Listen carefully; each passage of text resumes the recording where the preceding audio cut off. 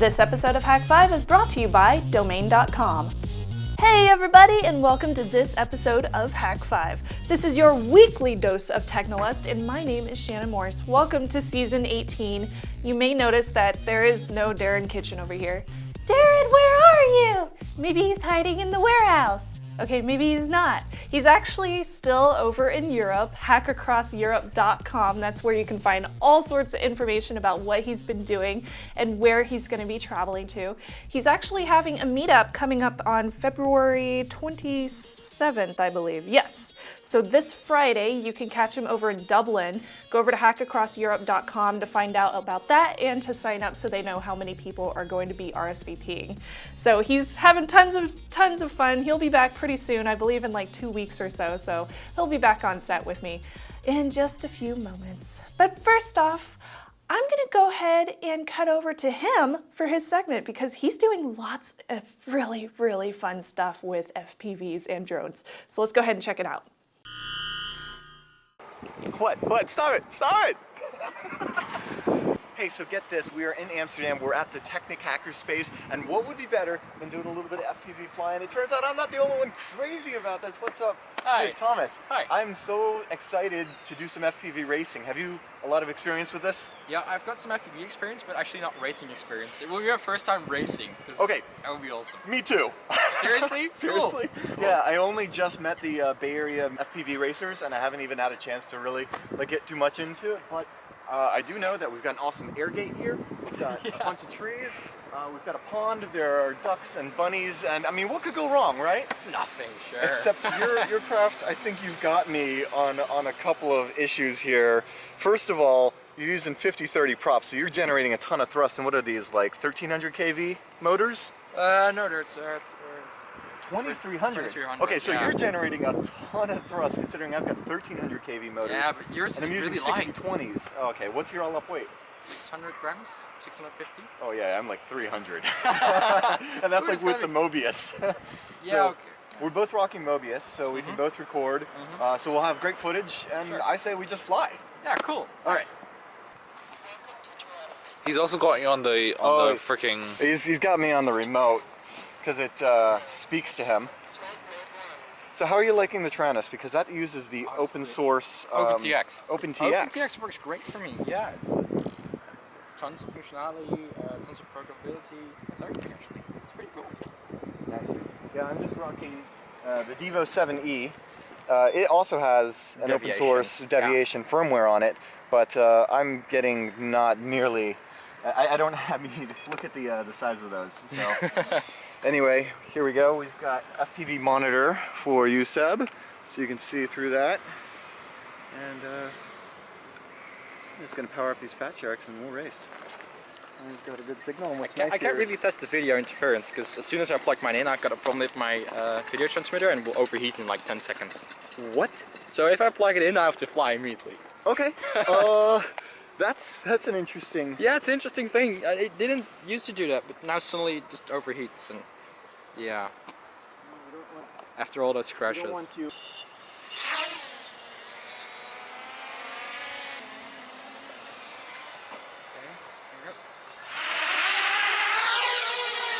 Oh, this is terrible.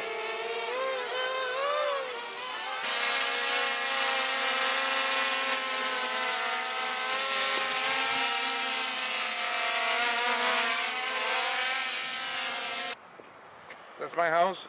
My wife is home. You can see it.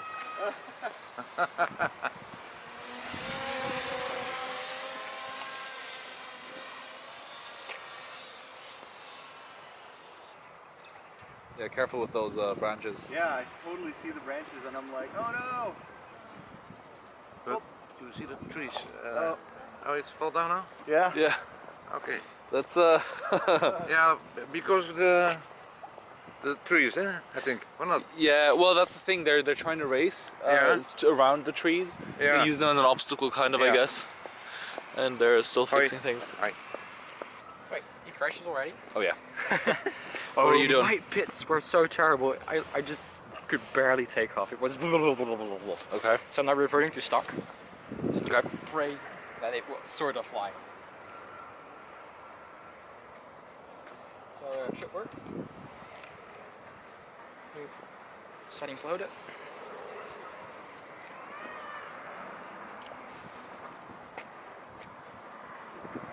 Are you sad? Oh no. Yep. No, you... So, the good news is I brought a complete spare frame set. So it's just a matter of changing out this boom. Oh wow, your kids are, look at this.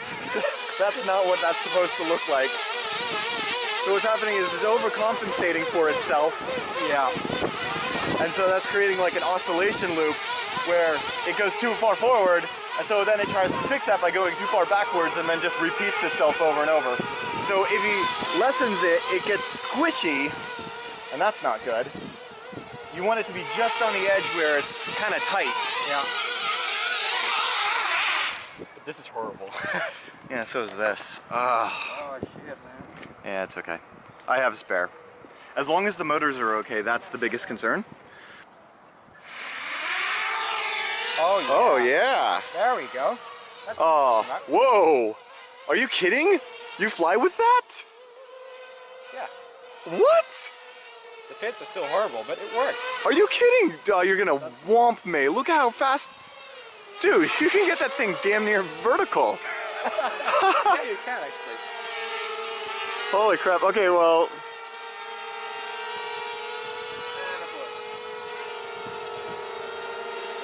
That's very nice. That's nice and smooth. Yep. Works. So it's fine. I just need to fix this, which is okay because I have a spare. Thanks to the fine folks over at Tech Inc. Back up and running. I'm afraid I'm gonna get dusted. Oh yeah. Yours is so much more agile. So much more fragile. I really need to go now, otherwise it's overheat. Okay, go. Shit, it doesn't work.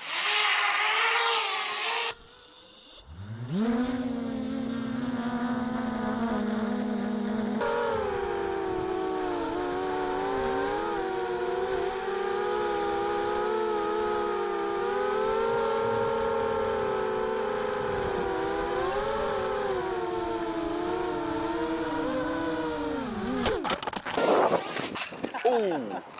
Oh, where are you? I crashed at the air gate. At the air gate? Yeah. Oh, hang on.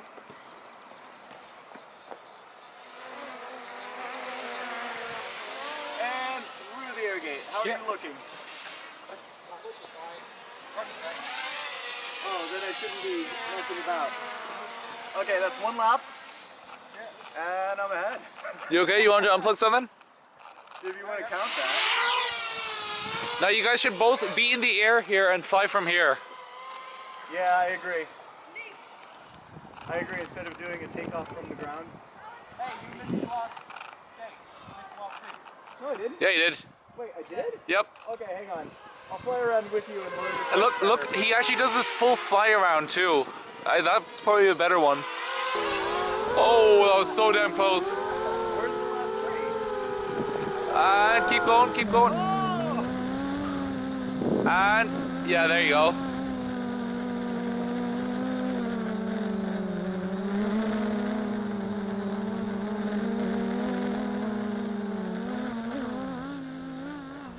Battery critical. Low battery. Oh, long bit. I have so much speed when flying over the water. Yeah. I have so much difficulty I know turning. Yeah, the turning. Yeah, actually the problem that I'm having is like slowing down coming in. Yeah, exactly. Because right about here, I'm like, okay, because this is where people are, and I'm like, ah. Yeah, it's You go again with him. Yeah. Okay, you go that side. Would you like to see his garden? Huh? Well, we're thinking we're gonna.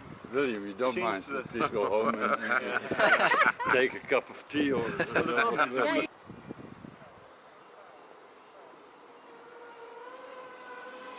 Oh, I just saw you, Sam.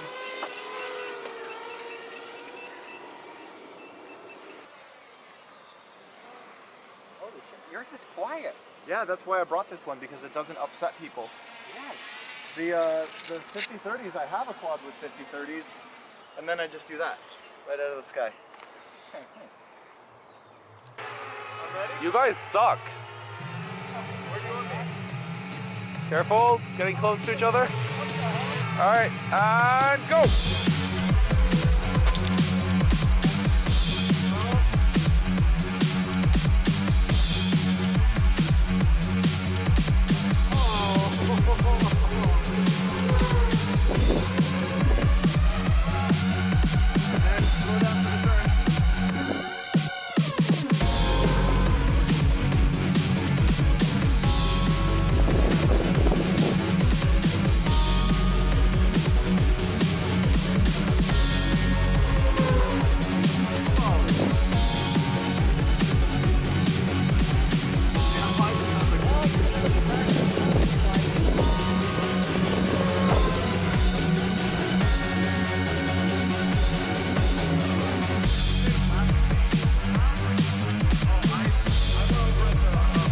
He's half a lap behind you almost. Nice save.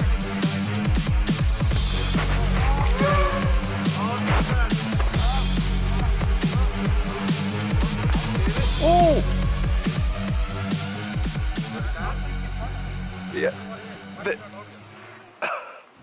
Wait, where did you crash? Over here.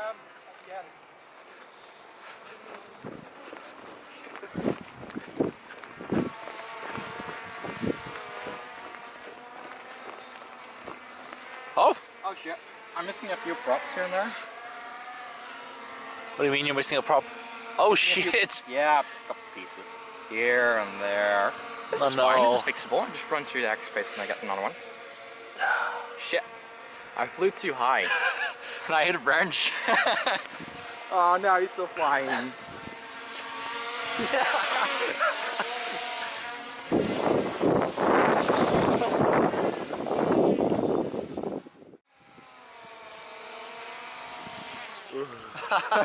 Okay, so Thomas, I'm not sure who I can call the winner considering you just about lapped me. Yeah, and then I crashed. And then you crashed. Well, that was like what, a good 6 laps of you just like being 5 seconds ahead of me, 6 seconds ahead of me, 7 seconds ahead of me, until boom. Yeah, I crashed. But then again, I failed in just the trials, breaking an arm, so you've only lost props. Yeah, that's basically the only thing I ever lose, props. That was so much fun. Cool. Yeah. Shall I get another set of props? Yeah, if you want to get us props, let's see how much sunlight we have.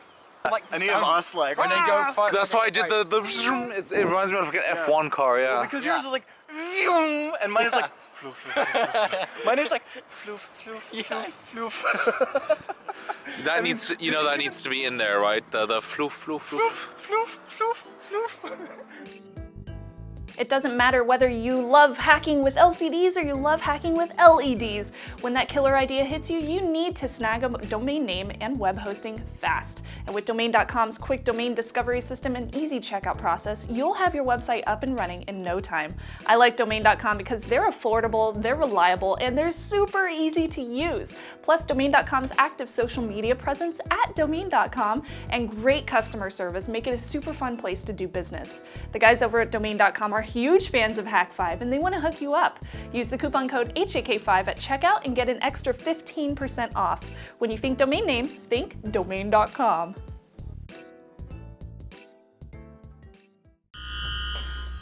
I am back over here on the Hak5 set. I really wish I was over there racing drones with Darren because that looks like so much fun. But I'm actually having a lot of fun myself with my Arduino again this week. Now you may notice, if you can see it here on set, let me go ahead and show you guys. I have a little LCD on here. Yeah, that's called a liquid crystal display. So you can see it says Hak5 FTW with a little heart because it's, frickin' adorable, so why not? So I decided to have some fun with liquid crystal displays. So this is a standard one that you can buy. It's an alphanumeric LCD display. The size of it is 16 by 2, so 16 characters across and 2 columns. The LCD display is compatible with Hitachi HD 44780 drivers. So this is the one that I'm using for my Arduino because the Arduino is automatically able to figure out how to transition data over to this type of LCD. And I'll have that in the show notes so you know exactly what kind I'm using. So this one basically has 16 different pins on the top. If we take another look at it, you'll notice up at the top, And I'll do another close-up picture so you can actually see all these. I had to solder on a whole bunch of little wires to this and then connect it to my breadboard.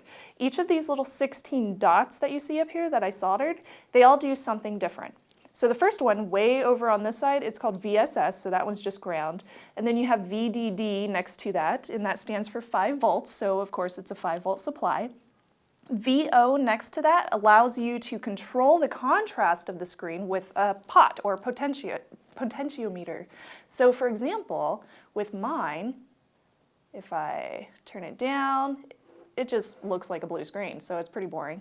And then if I turn it back up, now you have all of my different characters across here, all the different bits of data are completely highlighted, so it doesn't really look very fun. If I turn it down about halfway, you see that it says Hak5 FTW with the little heart at the bottom. So pretty cool that I can do that with a potentiometer. Now RS is the next pin next to that. That'll do register select, so that basically means you can send commands or different characters to the LCD. Clearing the display or setting the cursor somewhere on the screen would also be data, so that's run through the same pin. Next up is printing text. That would be characters, of course.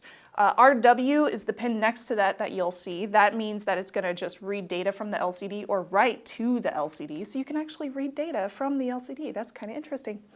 I wonder what we would do with that. Next up, of course, you have E. E is for enable. This pin allows the Arduino to see if there are other pins that are being used, and then it does the correct command based on whether they are high or on or low, or aka off. Now D0 through D7, so that's the next 8 pins that you're going to see. This is 8-pin parallel data ports, so all of those 8 different ones you can actually use for your parallel data ports. So aka, if you think about it, 8 pieces of data, that would be 1s and 0s with computer speak, aka ASCII art. Hey, so ASCII is all the different alphanumeric characters that we can use, each one being a letter or a number. Haha, now it makes all sorts of sense. And then of course the last 2 pins on there are A and K, so that's anode and cathode for the LED backlight of the LCD screen. So those are going to be able to light it up or just turn it off entirely. Okay. Now that we've gotten through that part, woohoo, fun times. Everything you want to write to the screen can be done with the Arduino IDE. They have everything already pre-installed for you. So, next up, of course, we have my schematic. You see a bunch of wires on here going all over the different place. There's a ton on here. I'll go through those and I'll do a couple of close-up photos so you can see exactly where I put them all. But basically, VSS way over on the side, the first pin, that's connected to ground. VDD is connected to positive. Positive on my breadboard is run over to 5 volts. VO goes to my middle pin on the potentiometer, so it goes over here. And then RW goes to ground. E, so enable pin, goes to pin 11 on my Arduino, so that goes over here. Right there, pin 11. And then you have D4 through D7. Those are connected to pins 5, 4, 3, and 2 over here. Anode is connected to positive over here, and cathode is connected to ground. And then my potentiometer over there, that's connected on one side to positive and the other side to ground. And then ground, of course, on the breadboard is connected to ground on my Arduino because, well, it needs to be grounded, doesn't it? Now, my LCD screen had to be soldered as well with the 16 different wires. That thing is called a pin header strip, so that's what I was including with my LCD screen. So that way it gives me the perfect connection between the pins and my breadboard, so very, very important. Basically, if I didn't solder it, it was going to flash on and off because it wasn't able to get that perfect connection. Now we have D3 and D0. So you might be wondering why I didn't connect those pins. The reason I didn't connect those is because I'm operating the LCD in 4-bit mode. So instead of sending 8-bit commands for character values instantaneously, I send it in 2 half bytes or a nibble. So this saves the extra I/O pins for other things that I might want to do with those pins later on. And I'm going to control all of this with an Arduino. Super, super fun. So let's get into my code. I actually have it pulled up on my computer. Here we go. So first up, at the very, very top, I do want to mention that if you go into Sketch and you want to import a library, down here is Liquid Crystal. So the Liquid Crystal library is basically what's going to tell the Arduino that it can speak to the LCD. So it includes all the information that the Arduino needs to be able to compile characters and numbers onto the LCD. So you don't have to memorize it all. Yay, it makes it crazy, crazy easy. So you always want to include liquidcrystal.h, so that library up at the top. Next up, I also wanted to mention that there's some examples down here. If you go to liquid crystal, and this is where I got a lot of my information and learned how to do this, is from all these different examples. So I definitely suggest going through those and learning about all of them so you know how to use it. So now we're going to initialize the library with the interface pins. So this is going to include 12 and 11 and then my D pins, so 5, 4, 3, and 2 on the Arduino. Under there, I'm doing something kind of fun. This is actually creating a custom character. So the way that I figured out how to do this was through this website. So it's Mikey Yancey, something like that, .com. He made this LCD character script where you basically just create what kind of character you want to make. So I'll make a little smiley face. Click it there. And then, oh, this is so much easier with a touchscreen. There we go. So when you create your characters on or off, so on being the dark ones, it's going to give you the code right over here. So you can actually copy that code straight over to your Arduino IDE and be able to use it. So I created a heart. So it's byte, heart, and then 8 for the 8 different lines. And then these are the different lines. So the top one is completely off. The next one has 2 on bits. So 1 there and 1 there. The next line underneath that is completely on, another completely on, just the middle one's on, and then just the very center one on. The rest of them are zeros. Oops, sorry about that. There we go. So the rest of them are just zeros at the very bottom, and then I close off that script. Underneath that, we go ahead and set up everything that we want to go. So first off, we need to name off what our columns and rows are. So this is in 16 by 2 LCD screen. So I have 16 characters by 2 different rows. Now we're printing a message to the LCD. So this is automatically going to print on the first line. If I want it to set to the second line automatically, I'll need to add in additional code above that, but if you don't, it'll just print to the first line. Also, if you want to, you can include a line that just lets it clear out, and that would be print clear, I believe, LCD print clear. I'll have to look it up, I don't remember exactly. But we're going to just print, and we can let it say whatever we want. And we're also going to notice that even though this is kind of a special character, it's included in that alphanumeric alphabet. So you'll see it show up on my LCD screen right there. So LCD print, Hak5, FTW with an exclamation at the end. And then we're going to print the heart that I created up at the top. So to do this, you want to use this special library called create char, C-H-A-R. This is going to be a 1, so 1 character, or 1 line, and then heart. And heart is the name of my byte. Right there, byte heart 8. After that, we want to set the cursor to 0, 1. So that is going to be line 0 and then line 1. So this is basically telling it that it's going to put the cursor on the second row as opposed to the first row. And then we write 1, 1 being the heart. All right, so if all goes well, once you initialize and upload this, and you'll notice down here there's nothing in the loop, but I also included it because if you don't, it's going to cause errors. So after I go ahead and upload this to the Arduino, it shows me Hak5 FTW with the little heart at the bottom. Now that we've already done that, I also wanted to mention that, yeah, this is pretty simple. There's not too much going on my screen, but there's a lot that you can learn from this too. I could make my hearts go out all the way across the line, or I could make a little person dance on the screen. That was one of the examples that Arduino shows. I could make the text scroll across the screen if I want to, or I can just make a whole bunch of different special characters.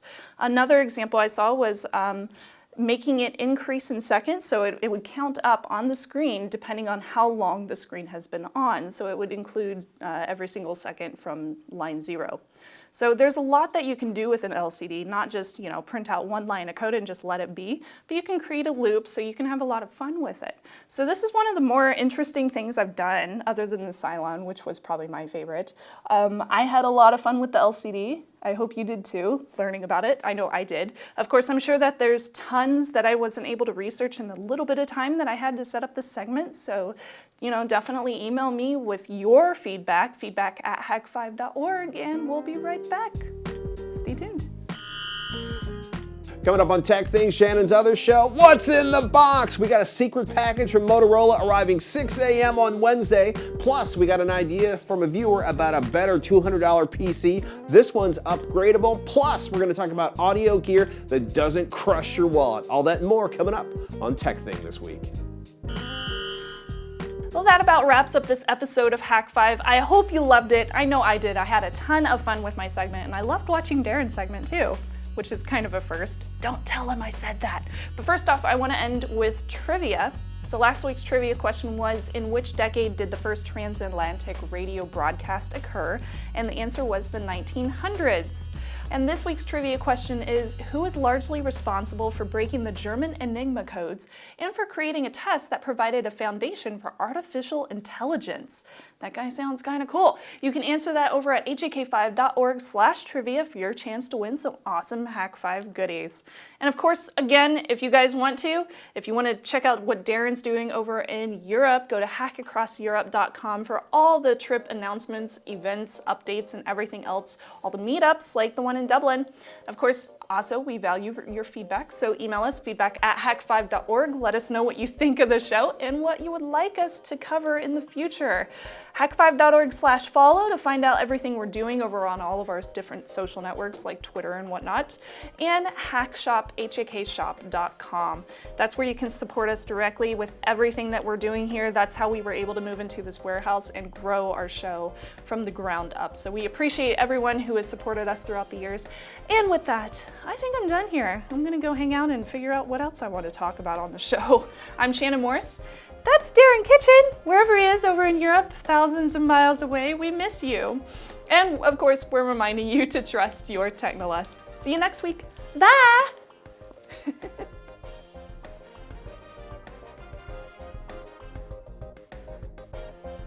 That about wraps up this week. I was like, which show am I on? I must have